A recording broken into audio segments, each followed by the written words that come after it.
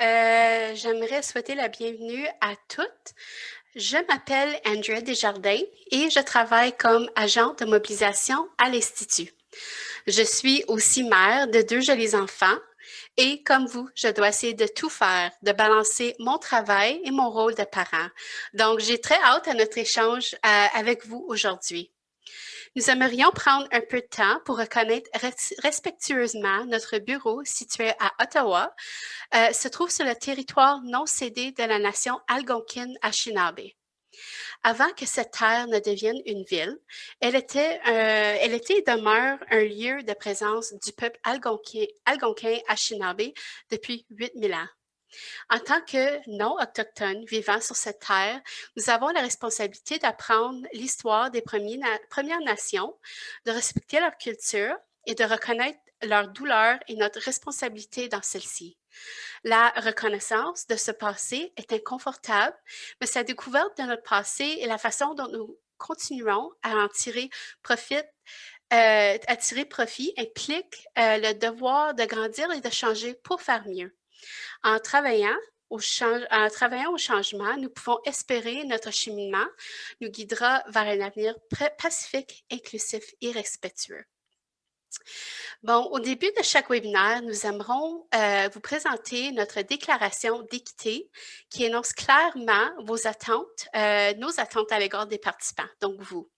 Je vous invite à prendre le temps de lire la déclaration que vous trouverez en cliquant sur le lien dans le clavardage.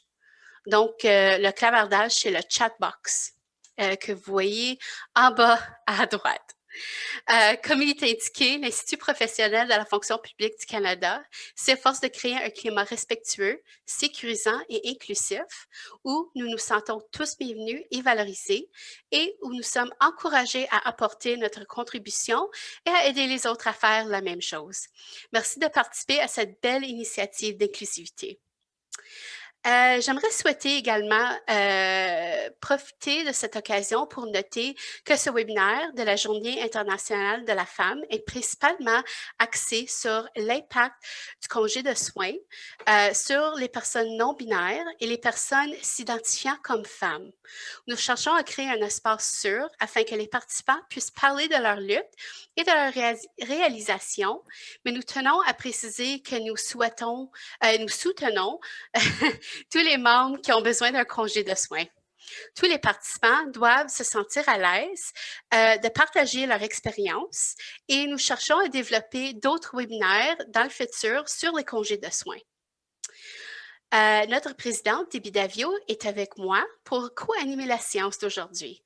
Debbie est devenue la 52e personne à être élue la présidente de l'Institut professionnel de la fonction publique du Canada, donc l'Institut, comme on va le mentionner pendant le webinaire.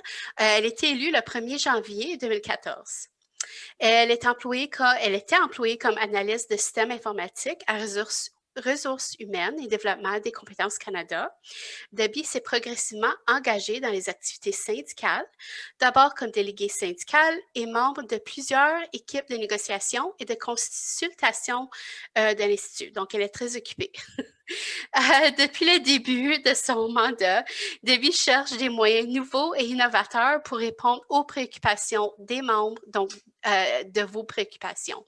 Elle joue un rôle déterminant dans la mise en œuvre des nouvelles stratégies de mobilisation des membres et le développement et le renforcement d'alliances dans le mouvement syndical. Debbie fait partie aussi, si vous ne le savez pas, d'un groupe de femmes dirigeantes et pionnières relativement petit dans le mouvement syndical. Cependant, elle est une fervente défenseur face à vos droits et aux enjeux que vous y touchez tous. Donc, j'aimerais souhaiter bienvenue à Debbie. Merci merci Andrea. Bonjour tout le monde. Je suis très contente d'être avec vous aujourd'hui et de vous parler. C'est un plaisir de voir avec vous comment nous pouvons célébrer l'excellent travail des héros et héroïnes de l'Institut qui servent la population canadienne en cette période de pandémie et qui veulent s'assurer que nous avons les congés de compassion qu'il nous faut quand nous en avons besoin. Nous savons que la grande majorité des fonctionnaires fédéraux ont pu traverser cette crise sans avoir besoin de congés supplémentaires. Nous savons aussi que depuis le début de la pandémie, la responsabilité de s'occuper des enfants tout en travaillant et les difficultés financières touchent bien plus les femmes que les hommes. Les analyses comparatives entre les sexes sur l'utilisation du Code 699 effectuées par le gouvernement le confirment aussi.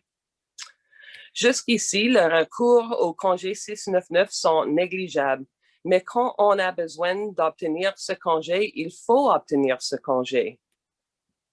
J'ai très hâte d'entendre vos anecdotes et vos idées pour rendre les lieux de travail de la fonction publique fédérale plus inclusifs, diversifiés et positifs pour les femmes et pour tout le monde.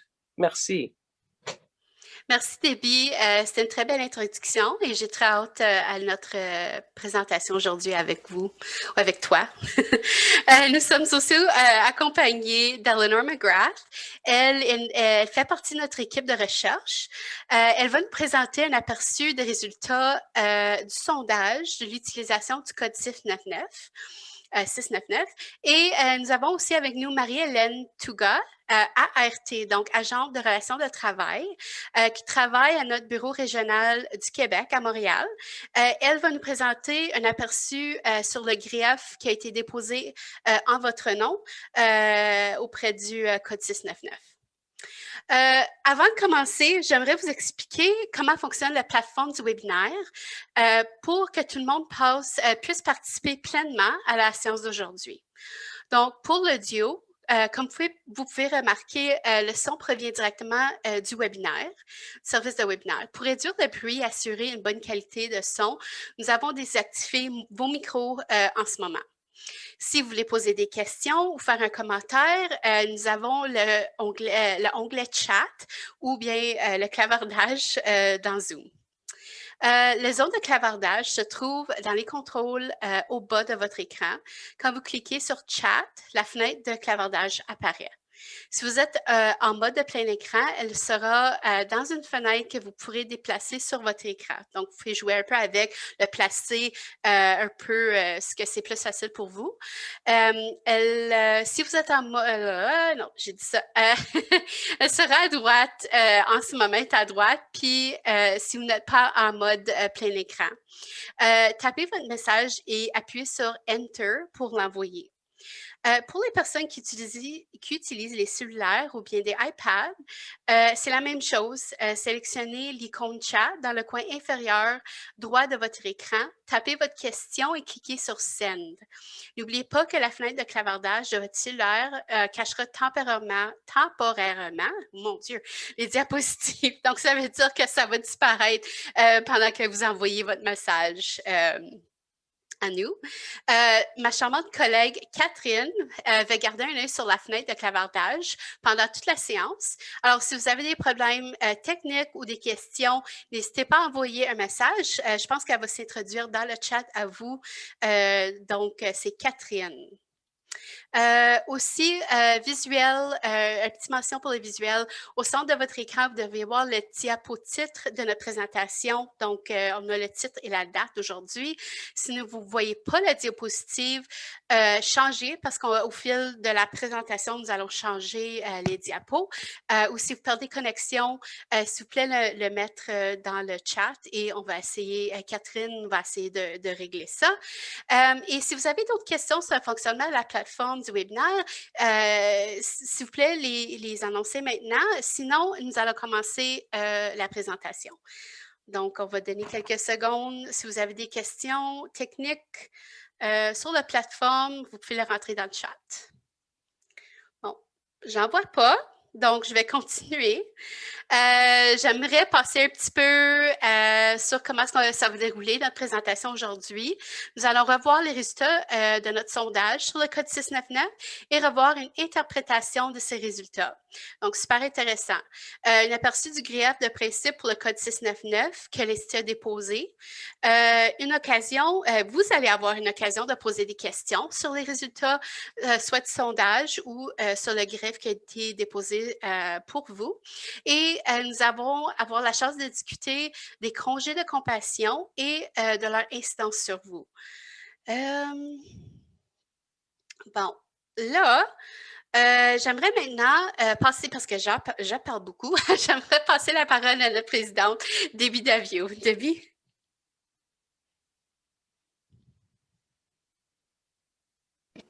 Oh, merci, je m'excuse. Je suis vraiment fière du travail que nos membres font et continuent de faire. Notre contribution a toujours été évidente à mes yeux, mais la pandémie a mis en évidence le caractère essentiel de services publics fournis par les membres de l'Institut. Je vais juste vous donner quelques exemples parmi tant d'autres et je pense qu'on peut en profiter pour se donner un petit tap dans le dos. Nos membres à l'Agence du revenu du Canada ont développé les systèmes qui ont permis d'acheminer rapidement aux Canadiens les prestations dont ils avaient désespérément besoin. Nos professionnels de soins et de santé n'ont jamais baissé les bras et ont continué d'assurer dans les services de première ligne. Nos membres à l'inspection ont continué de veiller à la salubrité et de nos aliments. Des laboratoires ont été transformés pour contribuer au dépistage de la COVID-19 et fabriquer du désinfectant pour les mains. Nos membres ont fait des miracles pour fournir de l'équipement de protection individuelle à ceux qui en avaient besoin.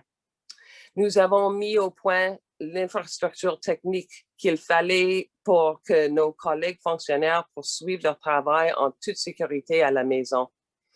Et nos scientifiques ont réorienté leurs recherches pour participer à la lutte contre le COVID-19. Nos membres ont continué de travailler sans relâche pendant la pandémie et pouvaient s'appuyer sur le code 699 s'ils avaient besoin des congés pour soins de famille ou pour prendre soin de leur santé physique et mentale. Au mois de novembre, nous avons partagé un sondage sur les effets des congés sous le code 699.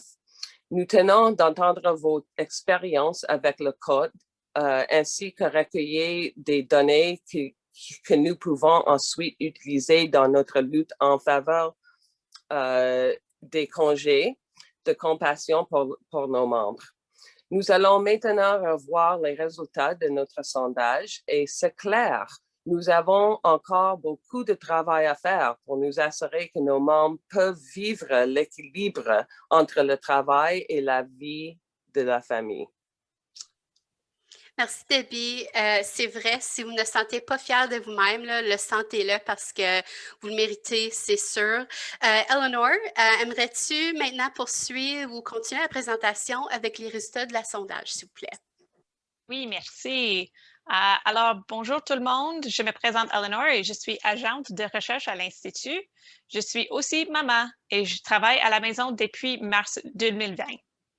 Alors, voilà les résultats du sondage que nous avons offert aux membres auprès de l'utilisation du code 699. Donc, la période de sondage, c'était novembre 2020 et les personnes qui étaient invitées à le faire, c'était l'ensemble des membres fonctionnaires fédéraux de l'Institut ayant droit au congé 699.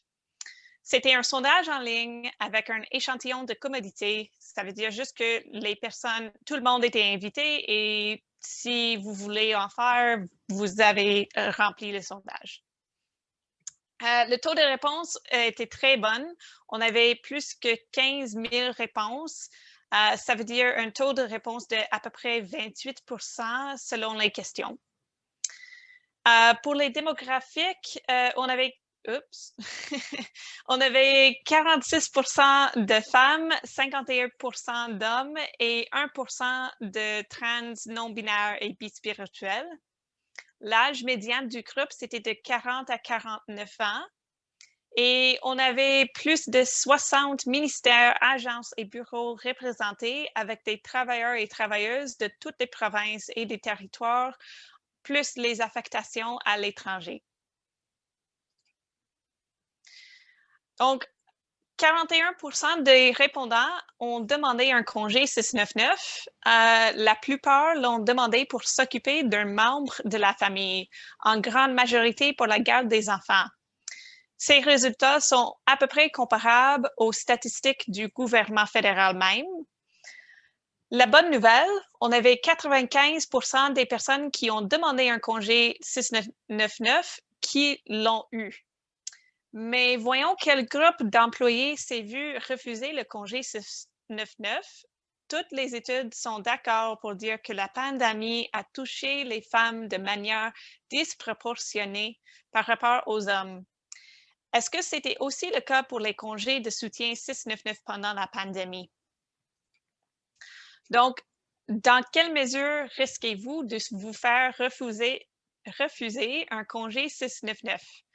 Eh bien, on apprend que la réponse diffère selon le groupe à qui l'on appartient. Notre groupe de référence est constitué de personnes qui ont indiqué n'appartenir à aucun groupe traité inéquitablement. Je m'excuse. Donc, par exemple, un groupe formé d'hommes blancs, cisgenres, hétérosexuels et sans invalidité.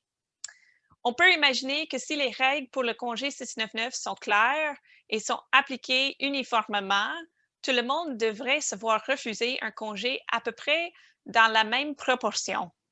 Mais il s'avère que ce n'est pas le cas. Tout d'abord, prenons toutes les femmes. Les femmes risquent 2 fois plus souvent de se voir refuser un congé 699 que les personnes disant n'appartenir à aucun groupe traité inéquitablement. Mais la question était alors de savoir quelle femme se faisait refuser le plus souvent de manière disproportionnée. Et dans ce cas, nous constatons que les femmes disant n'appartenir à aucun autre groupe traité inéquitablement risquent 1,7 fois plus souvent d'essuyer un refus que le groupe des hommes.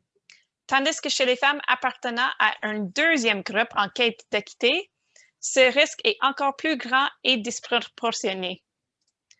Donc, pour les femmes LGBTQ2S+, c'était 2,2 fois plus souvent de se voir refuser un congé. Les femmes racisées, on parle d'un refus de 2,8 fois plus souvent. Pour les femmes autochtones, on voit un risque de 3,5 fois plus grand. Et finalement, c'était 5 fois plus grand chez les femmes ayant un handicap que chez les personnes n'appartenant à aucun groupe en quête d'équité. Ces bulles peuvent s'entrecroiser et les disparités peuvent être différentes selon que les personnes appartiennent à 1, 2, 3 ou plus groupes en quête d'équité. Donc, la prochaine question, c'était pourquoi votre demande de congé 699 a-t-elle été refusée? Et voilà, on va vous présenter quelques citations des personnes, des raisons qu'ils étaient refusés leur congé. Les réponses de ces situations proviennent de plusieurs femmes interrogées. Donc, en premier, c'était « Je n'ai jamais reçu de réponse à ma demande ». Je ne pouvais pas utiliser le code 699 parce que l'école et la garderie étaient ouvertes et que c'était mon choix de garder mes enfants à la maison pour qu'ils suivent leurs cours à distance. Ils m'ont dit que je pourrais inscrire mon enfant dans une garderie en août. On m'a refusé un congé parce qu'on m'a dit que je pouvais travailler en présence de mes enfants ici. Ils ne voulaient pas avoir trop de monde en congé 699. Et finalement, aucune raison donnée. Nos données indiquent que les femmes, qu'elles soient ici ou bien dans les autres milieux de travail, sont affectées de façon disproportionnée par rapport aux hommes dans les mêmes milieux. Elles portent le fardeau de la pandémie, plus encore si elles s'agissent des femmes aux identités croisées. Les raisons de refus qui ont été présentées à nos membres démontrent un manque de compassion ainsi qu'un manque de compréhension des réalités de la pandémie. Wow, merci Eleanor. C'est très intéressant comme analyse et j'apprécie beaucoup que tu l'avoir fait et qu'on a eu tant de membres qui ont participé au sondage. Donc, c'est juste un petit rappel aussi, j'aimerais glisser ça entre-temps. On va avoir du temps pour répondre à vos questions et vous allez avoir le temps de poser vos questions à haute voix à ce sujet, au sujet du sondage un peu plus tard dans la présentation. Avant de continuer, nous allons maintenant faire une courte sondage sur votre expérience avec le code 699. Donc, nous invitons à prendre le temps de répondre aux questions dans le sondage qui vont apparaître sur votre écran maintenant. Donc, il y a 3 questions. Super vite, avez-vous utilisé le code 699? Est-ce qu'on vous a refusé d'avoir utilisé le code 699? Et quel autre type de congé que vous avez utilisé ou bien vous n'avez pas utilisé le code 699? Donc, on va donner quelques minutes pour que les gens puissent répondre. Donc, je vois les réponses qui rentrent. Bon. Continuer, c'est ça, bravo. Quand tu vois, je travaille tout ça avec mes enfants, je dis bravo à tout le monde. Parfait. Donc, je vais fermer le sondage et puis on va partager les résultats. Donc, on voit que il y a il y a 53% qui n'ont pas utilisé le code 699, mais il y a 7% qui l'ont utilisé. Et aussi, dans les types de congés que les personnes ont utilisés, c'est plutôt congé familial. Donc, ça joue beaucoup sur le type sur les raisons pourquoi on a pris congé. Donc, merci pour avoir fait ça. Merci d'avoir participé. Plusieurs participants, c'est ça, semblent avoir utilisé le code pour prendre soin des enfants. Debbie, avez-vous quelques commentaires? Oui, merci pour vos commentaires et vos expériences. Nous devons montrer à quel point ce congé est important pour les personnes qui en ont besoin quand elles en ont besoin. C'était très difficile pour moi de dire ces mots ensemble. En et on sont très proches, mais il faut pratiquer.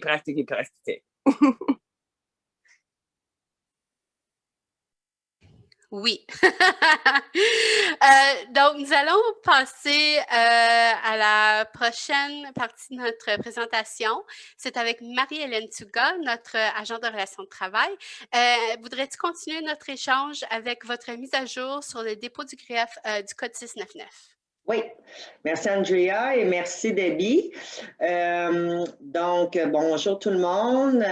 Comme déjà mentionné, je suis agent de relations de travail au bureau régional de Montréal.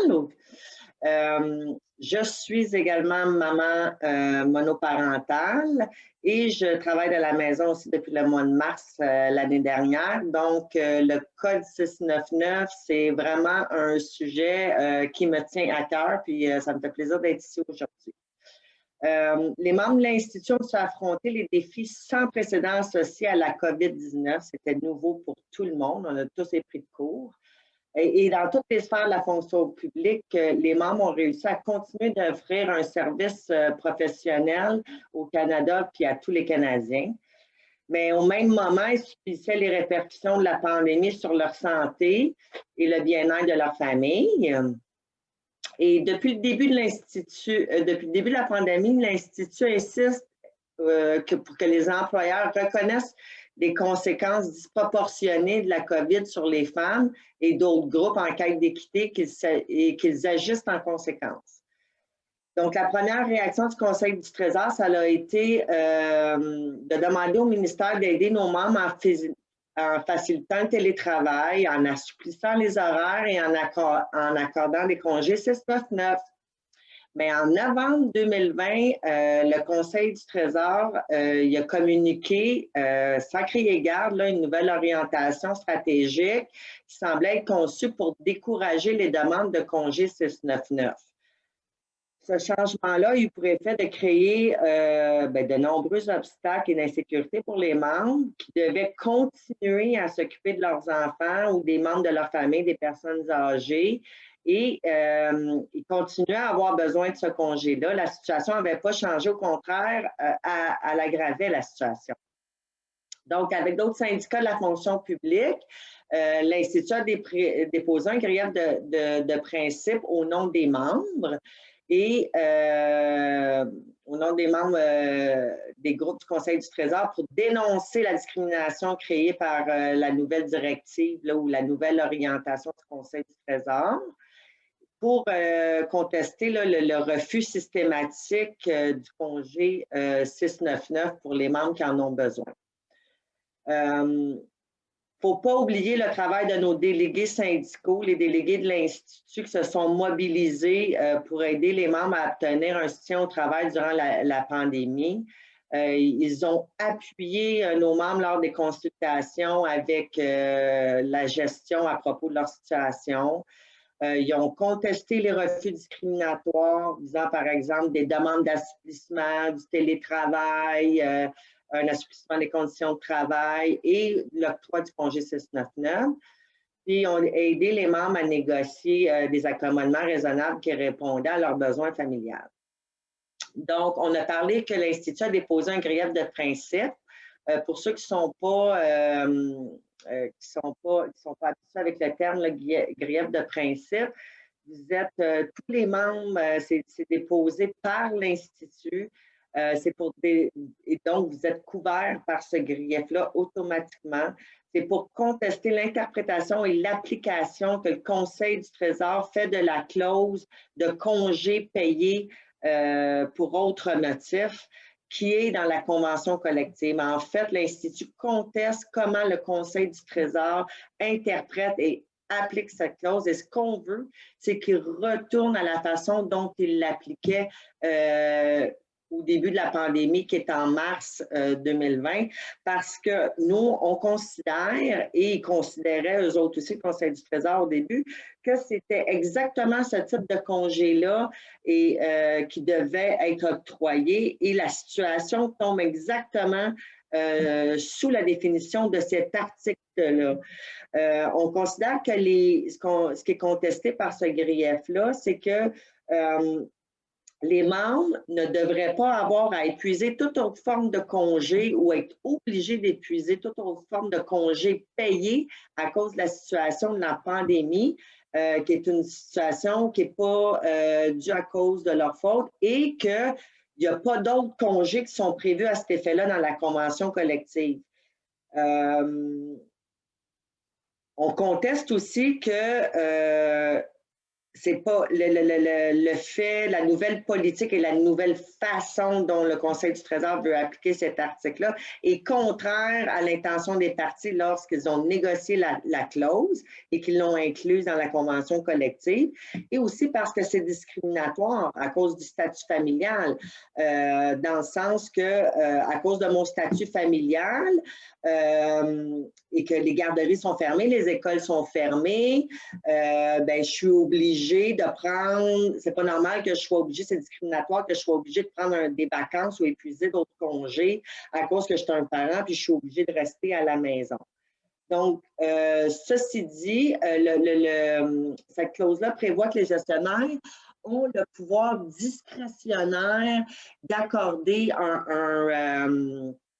un congé payé pour autre motif.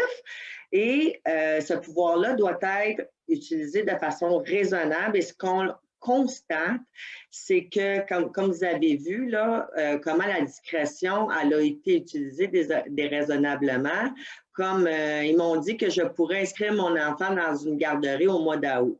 Mais dans certaines provinces, les garderies n'étaient pas ouvertes au mois d'août. Donc, de refuser le congé pour cette raison-là, c'est déraisonnable. Au niveau de la productivité, de refuser un congé disant vous pouvez travailler même si vos enfants sont à la maison et vous devez vous occuper de vos enfants, c'est déraisonnable. C'est pas le pouvoir discrétionnaire pour le refus est utilisé déraisonnablement là. comme quand on dit on m'a refusé le congé 699, malgré que l'école et la garderie étaient ouvertes, mais parce qu'on me disait que c'était mon choix de garder les enfants à la maison pour qu'ils suivent leurs cours à distance. Mais on ne sait pas, est-ce que les enfants ont des conditions préexistantes? Est-ce que les parents ont des conditions préexistantes et s'exposent à des risques si les enfants vont à l'école ou à la garderie? Donc, le grief de principe est déposé dans cette optique-là pour dénoncer le fait que la gestion a utilisé leur pouvoir discrétionnaire de manière déraisonnable et c'est aussi un argument qui peut être utilisé si les membres veulent déposer des griefs individuels pour dénoncer leur propre situation à eux. Merci beaucoup, Marie-Hélène. C'est super intéressant. Puis, merci d'avoir pris le temps de clarifier les griefs que vous avez déposés pour les membres. Nous allons maintenant passer aux périodes de questions. Et on aimerait répondre à quelques questions concernant soit les résultats du sondage qu'on a passé à travers avec Eleanor, ou bien vous pouvez poser vos questions à Marie-Hélène concernant le dépôt des griefs. Donc, vous pouvez soit écrire vos questions dans la zone de clavardage, donc le chat box, ou vous pouvez poser votre question à haute voix.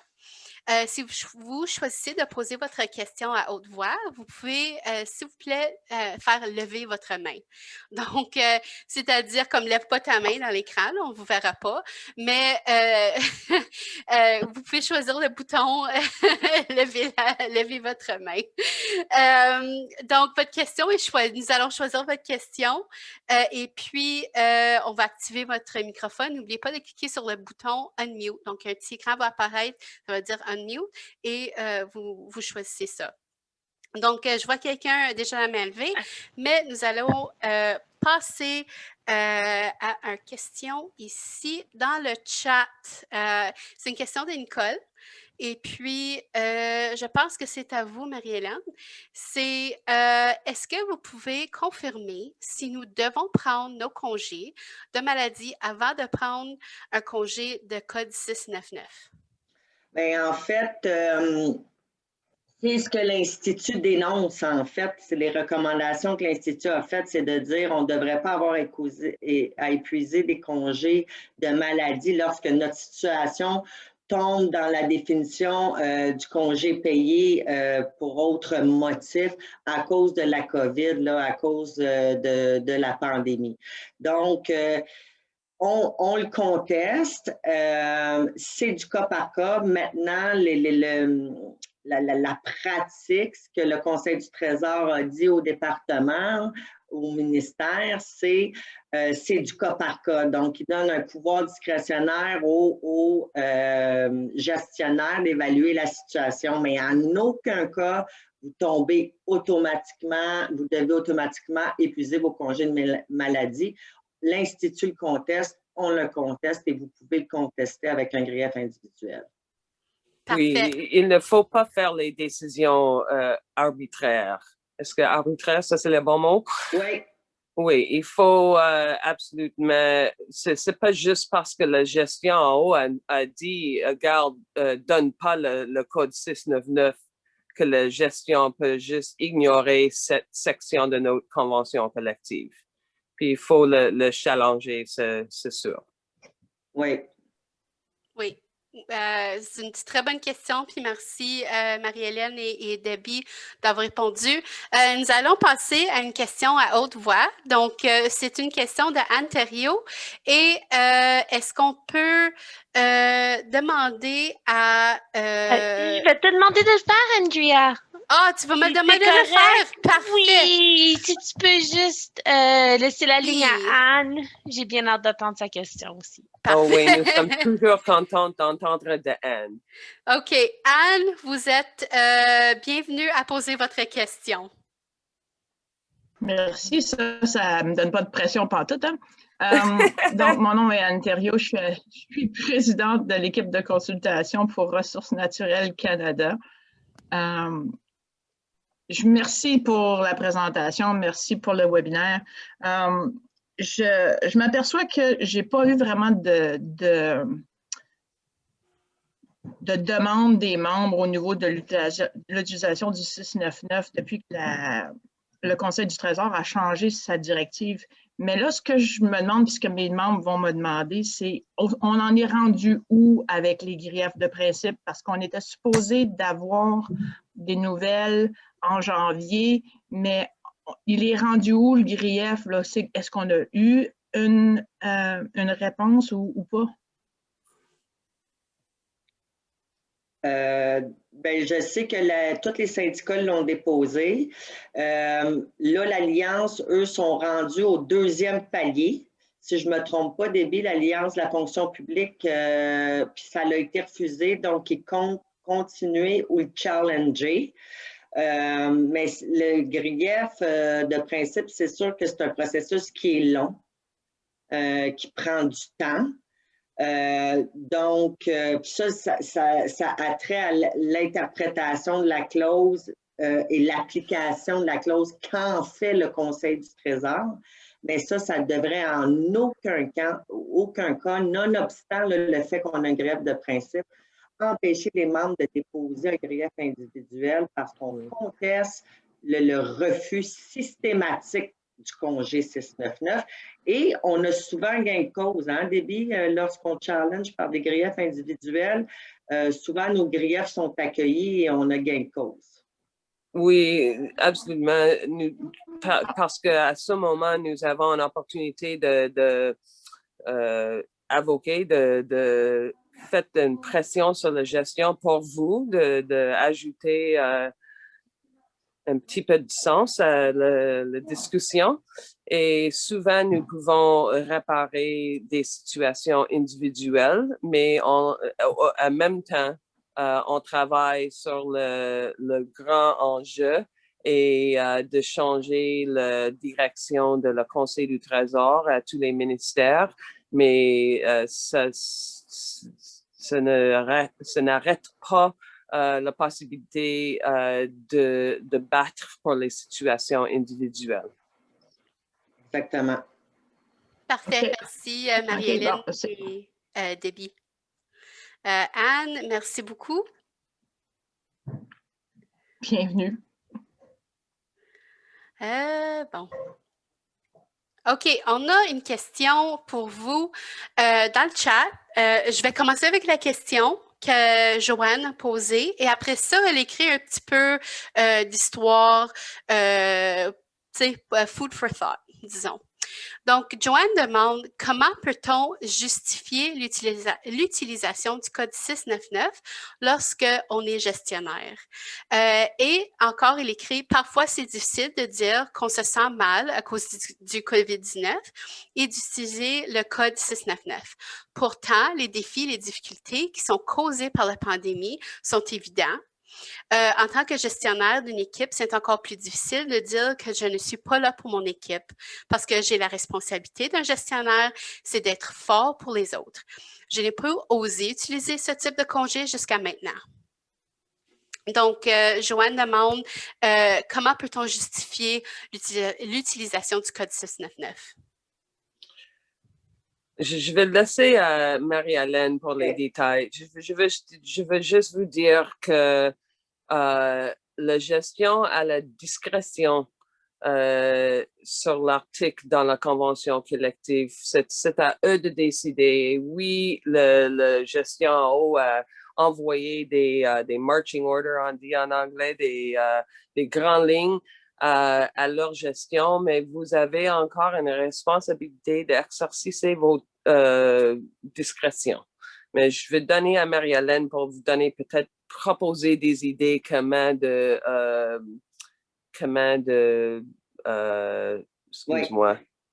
Oui, comment on devrait gérer la situation, mais c'est comme Debbie a dit, là, c'est exactement ça.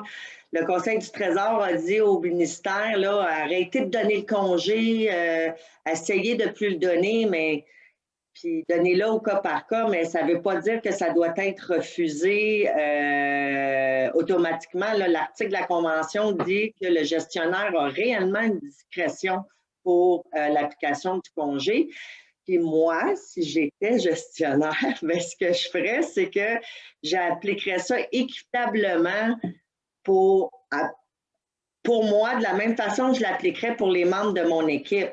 Donc, si c'est pour une raison que vous êtes malade à cause du COVID, que les enfants doivent être à la maison, que des personnes à risque, que votre docteur dit que c'est préférable de vous tenir loin, mais c'est tout relié au COVID, c'est des congés qui devraient être utilisés pour ça. Donc, je ferais un standard pour moi-même, comme je l'appliquerais équitablement pour les employés, mais c'est pas vrai qu'il n'est pas donné le congé. C'est pas vrai qu'il n'est pas donné parce qu'il y en a des membres qui font des griefs, puis parce que ça a été refusé, puis ça a été accepté par la suite. Parfait. Merci. Merci beaucoup, Debbie. Merci beaucoup, Marie-Hélène. Encore une fois.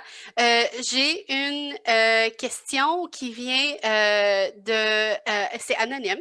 Puis c'est correct. Écoute, si vous ne vous sentez pas à l'aise de partager votre nom, s'il vous plaît, vous pouvez quand même poser vos questions. On est là pour vous, puis on est là pour répondre à vos besoins. Donc, sentez pas mal. Oui. Si vous contactez un de notre ART avec votre enjeu, c'est aussi tout privé. Oui, exactement. Oui. Exactement. Donc, la question, c'est pour les congés familiaux qu'on utilise pour les enfants qui ont des maladies, l'enfant doit avoir jusqu'à quel âge? Ma fille, elle a 22 ans, mais elle a le ADD, donc le TDAH ou le AAH, et je dois aller avec elle chez le psychiatre parfois. Est-ce que je dois me justifier pour chaque fois que je lui apporte? Il semble que le congé familial soit réservé aux parents avec des jeunes enfants. Pouvez-vous confirmer, s'il vous plaît? Moi, je peux dire au moins que le congé familial, pas juste pour les jeunes enfants, c'est pour toutes sortes des membres de famille, tes parents, tes grands-parents, tes tantes, je pense, c'est aussi ajouté.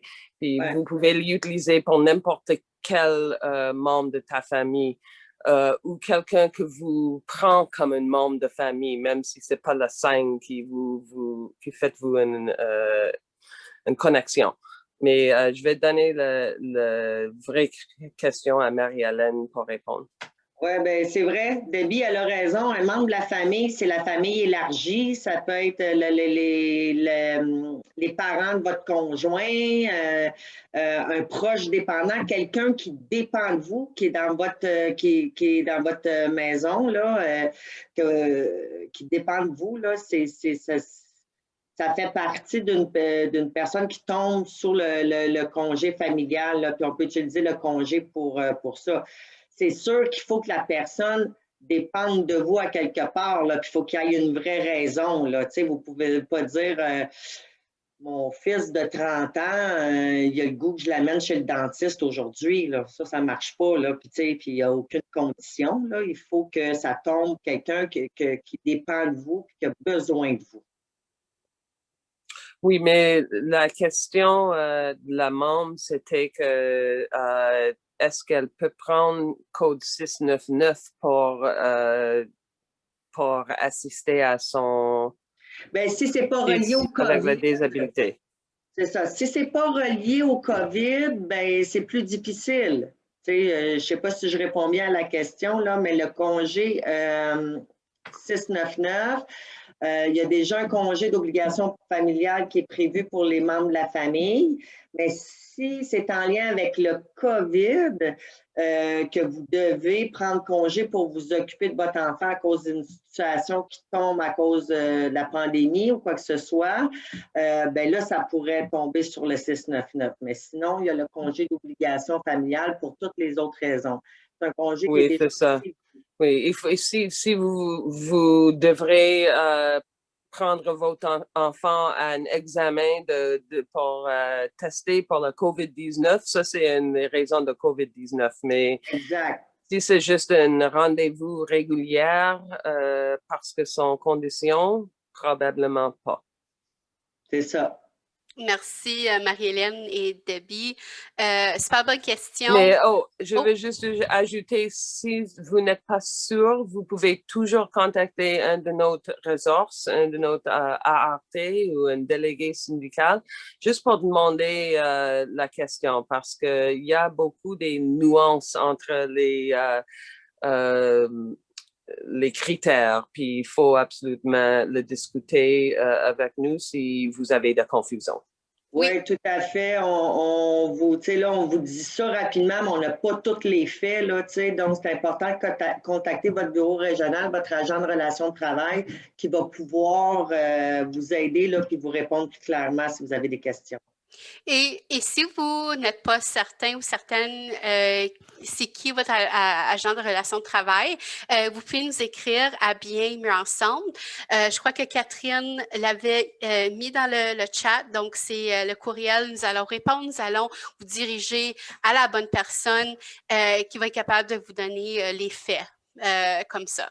Oui, nous avons les représentants dans les 6 régions et ils sont prêts de répondre virtuellement parce qu'on n'est pas dans le bureau à ce moment, mais nous travaillons à distance très bien. Oui, vous allez encore avoir une réponse assez rapide. Merci, Debbie. Bon, nous allons continuer. Nous allons avoir une autre période de questions vers la fin. Donc, si on n'a pas eu la chance de répondre à votre question, attendez, on va prendre prendre une autre chance à la fin de la présentation. Avant de continuer, par exemple, on va changer ça un petit peu. On va vous demander de remplir un autre sondage. Donc, super le fun, hein, les sondages, c'est le fun. On va prendre un petit break là. Le sondage, c'est une question que nous allons vous demander. C'est comment est-ce que vous vous sentez? Comment stressé est-ce que vous êtes? Donc, moi, je ne peux pas la répondre, mais je peux vous dire, je suis extrêmement stressée. Je travaille à temps plein.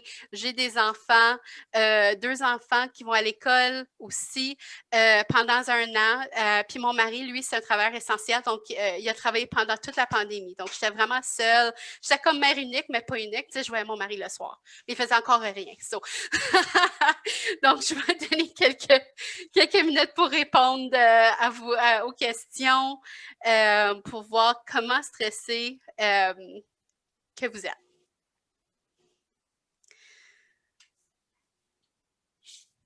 Donc, on va fermer ça. Merci. Le grand gagnant, c'est je ne suis un peu stressée. Je suis un peu stressée. Donc, c'est vraiment, vraiment le fun. J'aime voir ça. Vous avez soit, vous avez un bon, vous êtes dans une belle place dans votre cœur, dans votre tête, oui. Mieux que moi. et vous êtes moins stressé que des anglophones. Oui, oui, dans notre session des anglophones, on avait des gens extrêmement stressés. Donc, j'apprécie beaucoup votre participation et aussi votre honnêteté, surtout avec les questions que vous avez posées. Je suis dans le même bateau et parfois, je sens comme si mon bateau coule. Donc, je suis là avec toi. On va continuer.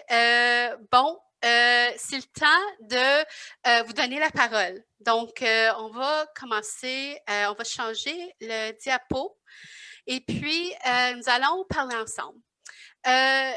Il y a 2 questions qui apparaissent sur votre écran. On vous encourage de les regarder, de penser un peu comment tu y réponds.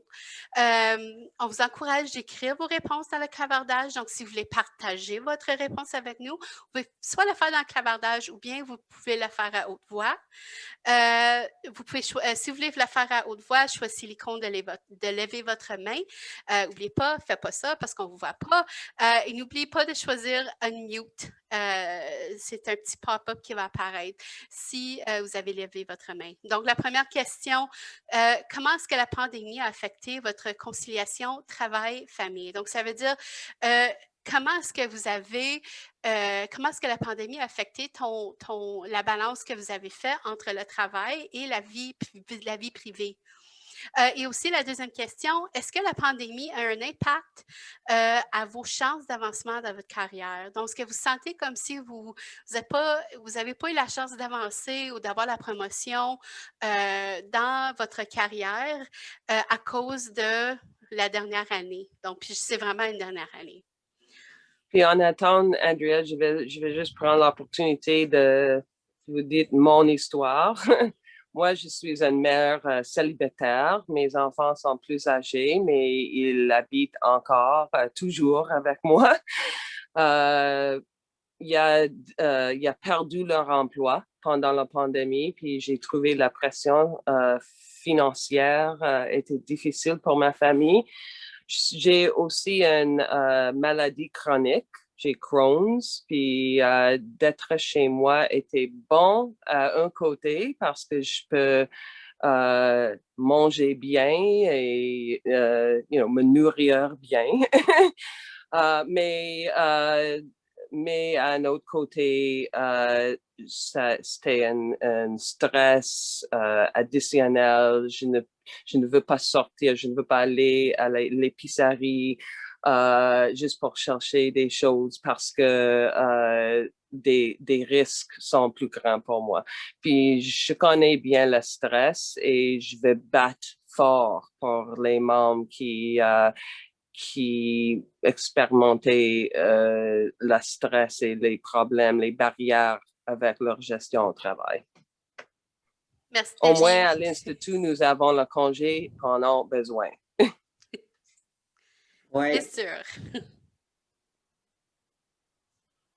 Est-ce que je peux inviter peut-être à Marie-Hélène ou à Eleanor de partager votre expérience avec les... Ben, c'était la même chose pour moi avec les deux jeunes enfants. Puis là, il fallait les organiser avec les Zooms. Puis ils sont à l'école primaire. Donc, je travaillais. Des fois, j'étais en Zoom. Puis ils venaient à côté de moi. Puis ils disaient, maman, je ne comprends pas la question de mon professeur. Je disais, ben attends, maman travaille. Fallait que je mute pour eux, que je démute, que je mute, c'était vraiment difficile. Puis rendu dans l'après-midi, puis à chaque fois que j'avais un Zoom ou une présentation à faire, ils s'engueulaient, ils se chicanaient. Donc, j'essayais de faire mon travail.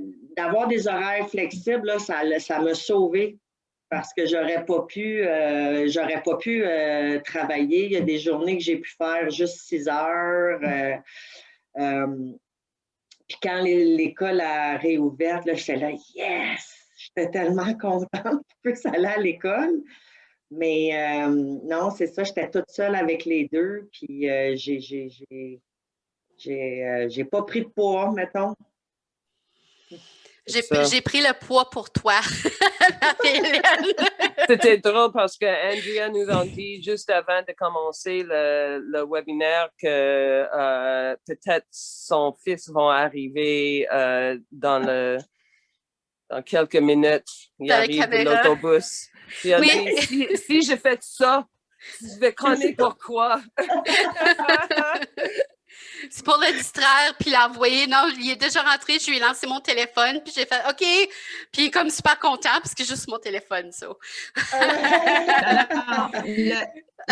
La meilleure chose pour ça, là, c'est que tu gardes à côté de toi un bol avec une débarbouillette et un petit peu de savon. Puis quand ils viennent, tu te dis, viens ici, je vais te laver le visage. Tu vas voir, ils vont s'en aller. Merci, Anne.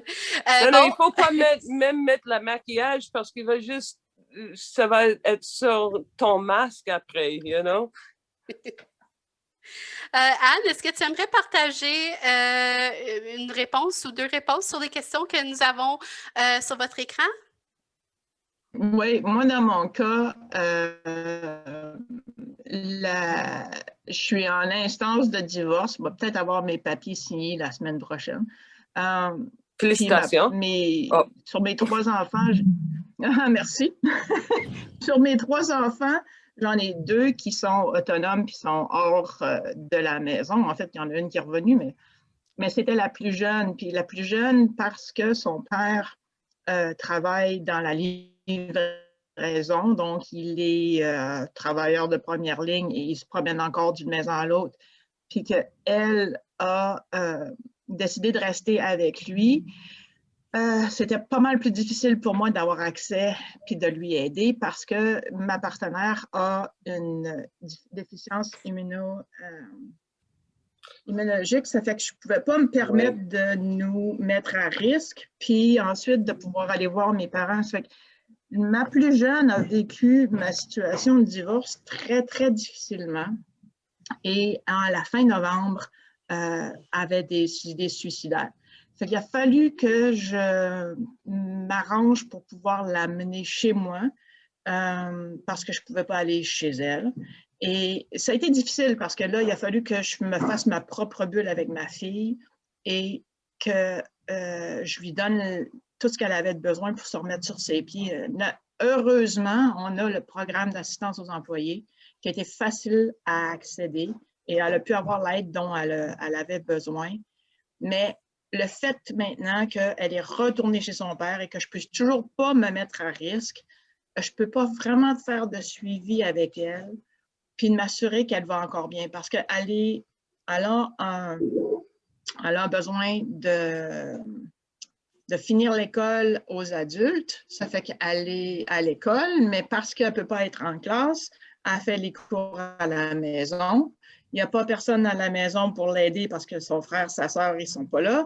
Et c'est moi qui est l'enseignante, donc c'est moi qui enseigne. Tu sais, le fait d'être scientifique, on en sait bien des affaires. Hein? Ça fait qu'on aide nos enfants dans le dos. Mais là c'est difficile parce que... Non, je veux juste dire que c'est difficile parce que non seulement c'est difficile pour mon enfant, puis j'aimerais ça qu'elle soit capable d'avoir ça un petit peu plus facile, mais autant c'est difficile pour moi parce que je ne peux pas me permettre à la dernière minute de dire « OK, je m'en viens te chercher » ou je vais passer une demi-journée avec toi parce que je ne peux pas me mettre à risque puis mettre ma famille à risque. Vas-y, Debbie. Alors, c'est correct. Je veux juste vous dire que c'est une situation très compliquée avec le parentage partagé. Je trouvais même avec mon fils et mon petit-fils, mais les deux familles, il faut faire des sacrifices extra et c'est pour ça qu'il faut absolument s'assurer qu'on a l'accès au code 699 quand on en a besoin. Absolument. Merci beaucoup, Anne, d'avoir partagé ça. Puis je pense que, Debbie, tu l'as dit, c'est les sacrifices qu'on fait comme femme, comme mère, comme partenaire, comme rockstar que nous sommes. C'est exactement ça.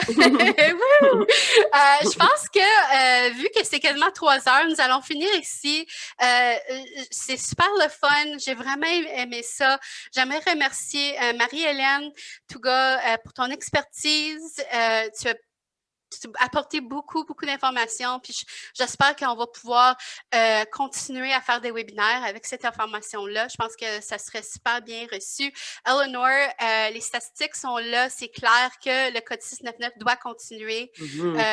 Très bien, puis j'apprécie ça. Puis Debbie, présidente Debbie, je suis très fière de travailler avec toi comme femme, comme collègue, comme amie. Et je pense que les gens se ressentent un peu mieux de t'avoir ici puis de partager ton histoire à toi. Ah, c'est très gentil, merci. Mais merci à tous. Merci à tous. N'oubliez pas aussi de remercier Debbie pour tout l'effort qu'elle fait en français. Oh. Oui, super bonne en plus. En français. Oui, ça, c'est un petit peu plus difficile pour moi qu'en anglais, c'est sûr, mais au moins, j'avais Marie-Hélène Touga dans les deux langues pour m'aider. Et en français, c'était vraiment apprécié. Puis merci beaucoup pour l'appui de mon équipe. Mon équipe des femmes amazing. Je ne sais pas comment est-ce qu'on dit amazing en français? Incroyable, exceptionnel. Oui. Rockstar. Des femmes incroyables, rockstar, c'est ça. Puis merci à vous tous aussi parce que sans vous, ça va être très difficile pour nous de faire notre job et je dépends vraiment sur ces discussions pour m'assister de trouver la bonne direction pour nous tous. Parfait. Aussi, si vous n'avez pas eu la chance de soit poser votre question ou vous ne sentez pas à l'aise de le faire à haute voix ou peut-être dans le clavardage, sur votre écran, bien mieux ensemble, à commercial-ipfpc.ca. C'est tout le temps privé aussi comme... on se comprend, donc c'est jamais pris légèrement. Donc, on va faufiler vos questions à la bonne personne et puis vous allez avoir vos réponses. Donc, merci beaucoup encore. C'est formidable. J'ai vu ça dans le chat. Merci tout le monde. Merci. Bye.